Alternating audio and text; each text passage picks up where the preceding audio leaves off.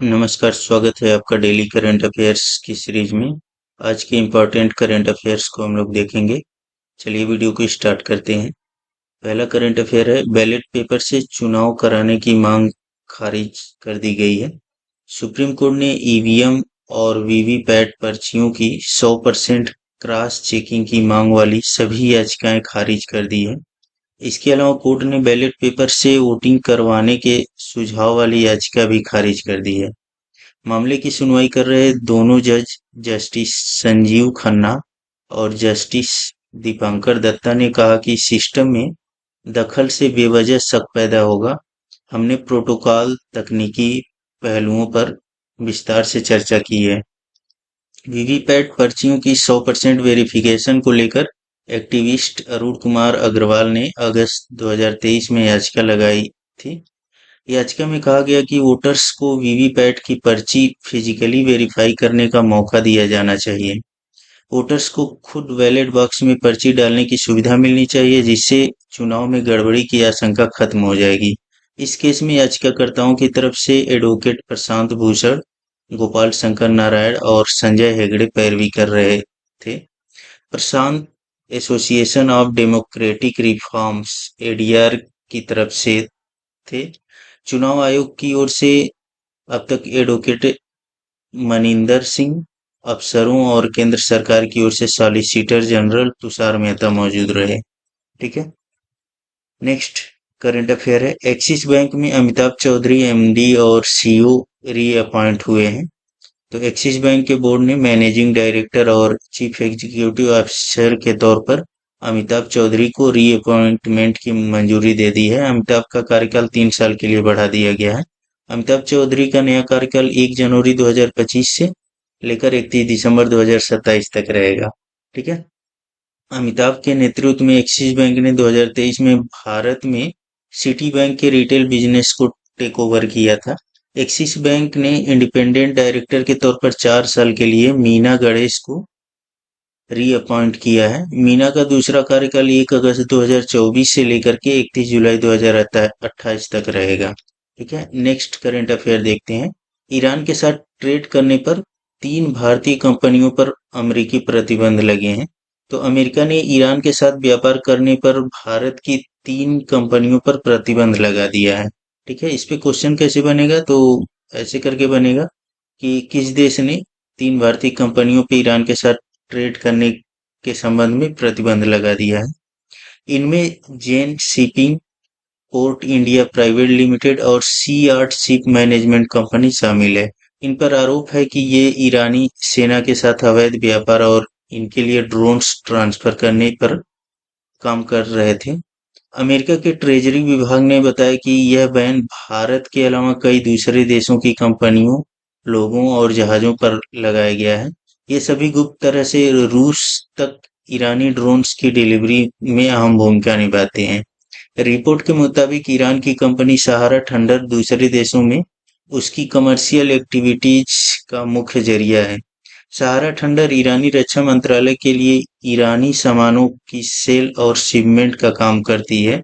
यह शिपमेंट रूस के अलावा चीन और वेनेजुएला तक भी पहुंचाया जाता है। ईरान की सहारा थंडर कंपनी ने CHEM जहाज के लिए भारत की 2 कंपनियों जेन शिपिंग और पोर्ट इंडिया प्राइवेट लिमिटेड के साथ कॉन्ट्रैक्ट साइन किया है। इस जहाज को यूनाइटेड अरब अमीरात की एक कंपनी ऑपरेट करती है। सहारा थंडर ने 2022 में चेम जहाज को कई देशों में शिपमेंट डिलीवरी करवाने के लिए इस्तेमाल किया। भारत की तीसरी कंपनी सी आर्ट शिप मैनेजमेंट यूएई की कंपनी के साथ मिलकर सहारा थंडर को शिप मैनेजमेंट सेवाएं देती है। ठीक है। तो भारत की ये तीनों कंपनियां हैं जिन पर अमेरिका ने प्रतिबंध लगाया है। नेक्स्ट करंट अफेयर है, अमिताभ बच्चन को वो एक बड़ा सम्मान मिला है। तो मुंबई के दीनानाथ मंगेशकर नाट्य गृह में अवार्ड सेरेमनी का आयोजन हुआ। इसमें मेगा स्टार अमिताभ बच्चन को लता दीनानाथ मंगेशकर अवार्ड से नवाजा गया। अमिताभ बच्चन को इंडियन सिनेमा में उनके असाधारण योगदान के लिए सम्मानित किया गया था। ठीक है। इस अवार्ड सेरेमनी में म्यूजिशियन AR रहमान को मास्टर दीनानाथ अवार्ड और एक्टर रणदीप हुड्डा को भी विशेष पुरस्कार से नवाजा गया। एक्ट्रेस पद्मिनी कोल्हापुरे को भी विशेष सम्मान से सम्मानित किया गया। 81 साल के अमिताभ बच्चन बीते 5 दशकों से इंडस्ट्री में सक्रिय हैं। अमिताभ ने अपने करियर में जंजीर, दीवार, मोहब्बतें और पीकू जैसी सुपरहिट फिल्में दी हैं। फरवरी 2022 में लता मंगेशकर के निधन के बाद परिवार और ट्रस्ट ने उनकी याद में लता दीनानाथ मंगेशकर अवार्ड की स्थापना की। 2022 में यह सम्मान सबसे पहले पीएम नरेंद्र मोदी को दिया गया था। नेक्स्ट करंट अफेयर देखते हैं। Indigo wide body aircraft segment में एंट्री करेगी। तो इंडिगो एयरलाइंस ने 30 एयरबस A350-900 एयरक्राफ्ट खरीदने का ऑर्डर दिया है। इसके जरिए budget airlines Indigo wide body aircraft segment में एंट्री करेगी। इंडिगो को उम्मीद है कि इन वाइड बॉडी एयरक्राफ्ट की डिलीवरी 2027 से शुरू हो जाएगी। एयरलाइन के मुताबिक इन विमानों में रोल्स रॉयस के ट्रेंट XWB इंजन लगे हैं। 30 विमानों की खरीद के अलावा इंडिगो ने 70 अतिरिक्त A350 विमानों की खरीद के अधिकार के लिए भी हस्ताक्षर किए हैं। नए विमानों से airline ultra long distance flight operate कर पाएगी। इससे यह एयर इंडिया के साथ सीधे कंपटीशन में आ जाएगी। इंडिगो के पास 350 से ज्यादा विमानों का बेड़ा है। अपने बेड़े के साथ इंडिगो रोजाना 1900 से ज्यादा फ्लाइट ऑपरेट करती है। ये एयरलाइन 81 डोमेस्टिक डेस्टिनेशन और 32 जो है इंटरनेशनल डेस्टिनेशन को कवर करती है। भारत में सबसे ज्यादा 60% मार्केट शेयर इंडिगो के पास है। नेक्स्ट करेंट अफेयर है। भारत के प्रथम बहुउद्देशीय ग्रीन हाइड्रोजन पायलट प्रोजेक्ट का उद्घाटन। तो SJVN लिमिटेड ने हिमाचल प्रदेश के झाकड़ी में 1500 मेगावाट के Nathpa Jhakri hydro power station में भारत की पहली बहुउद्देशीय ताप और बिजली ग्रीन हाइड्रोजन पायलट प्रोजेक्ट की शुरुआत की है। यह प्रोजेक्ट ग्रीन हाइड्रोजन के साथ 25 किलोवाट क्षमता के ईंधन सेल के जरिए बिजली भी पैदा करेगा। नेक्स्ट करेंट अफेयर है। यक्षगान गायक सुब्रमण्यम धारेश्वर का निधन। प्रसिद्ध यक्षगान गायक सुब्रमण्यम धारेश्वर 67 वर्ष की आयु में निधन हो गया इनका। वह अपनी शानदार आवाज के लिए भगवत श्रेष्ठ के नाम से प्रसिद्ध थे। सुब्रमण्य धारेश्वर ने यक्षगान के क्षेत्र में 46 वर्षों तक सेवा की। यक्षगान पारंपरिक लोक नृत्य का रूप है जो कर्नाटक के तटीय जिलों में प्रसिद्ध है। यह लोक नृत्य पड़ोसी राज्य केरल के थेयम कला रूप से मिलता है।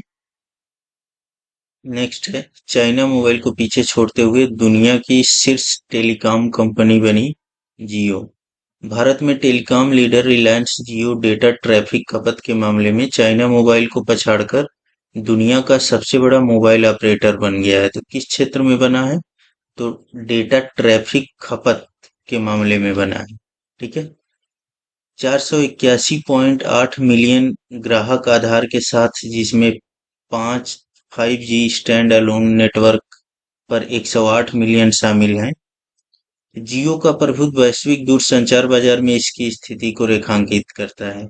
जियो ने उल्लेखनीय उपलब्धियों का खुलासा किया है, जिसमें जनवरी-मार्च तिमाही में 40.9 एक्साबाइट के कुल डेटा ट्रैफिक तक पहुंचना शामिल है, जो वर्ष प्रतिवर्ष 35.2% की वृद्धि दर्शाता है।